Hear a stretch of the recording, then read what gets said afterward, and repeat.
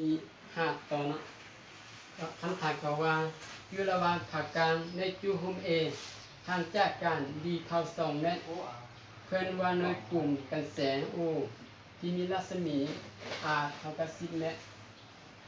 เส้นซื้อ OA ตั้งฉากกับผ่ากลางระยะ OA เท่าดีจงคิดลายรัศมี R ของเงาในกลุ่มอยู่ผ่ากลางใน2 กรณี D เท่ากับ1 เมตร D เท่ากับ 12.5 เซนติเมตรให้ฮู้ D เท่ากับ AO ขีดเท่า2 เมตรเขาเกณฑ์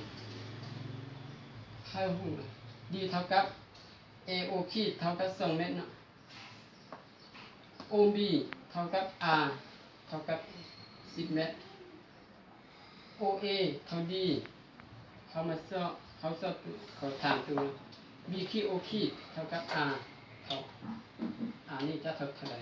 เอามาเบิ่งฮู้ A แม่นจุภูมิ B นี่แม่นหมายถึงวัตถุกันแสง B ขีดนี่แม่นเงาของวัตถุอยู่นี่แม่นผ่ากลาง จบปุ่มเล็กใบหน่อย ดีนี่แม่นระยะเตจุภูมิไปหาวัตถุกันแสงดีน้อยนี่แม่นก็แม่นเตจุภูมิไปหาวัตถุกันแสง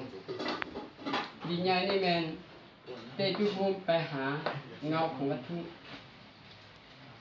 เขามาซ่อนอินต่างและเกณฑ์ตาเล็ดเขาได้อัตราส่วนหุ้นใหญ่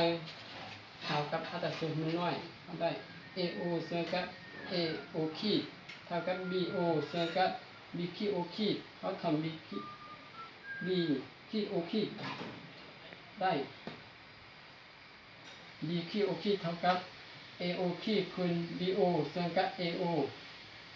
เราจะมาสอบแทนเลย AO มี2 กรณี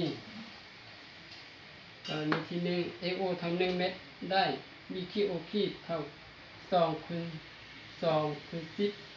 2นี่แม่นAO ขีด10นี่แม่น BO 1นี่แม่น O เนาะ2คูณ10หารกับ1เอาอยู่20เข้ามาสอบในกรณีที่2 AO เท่ากับ 0.125 เมตรได้ BQO ขีดเท่ากับ2คูณ10คือ2นี่แม่นAO ขีดเนาะคูณกับ BO แม่น10ส่วนกับ 0.125 แม่น AO อยู่นี่2คูณ10หารกับ125เอาอยู่160 เมตรถ้ากัน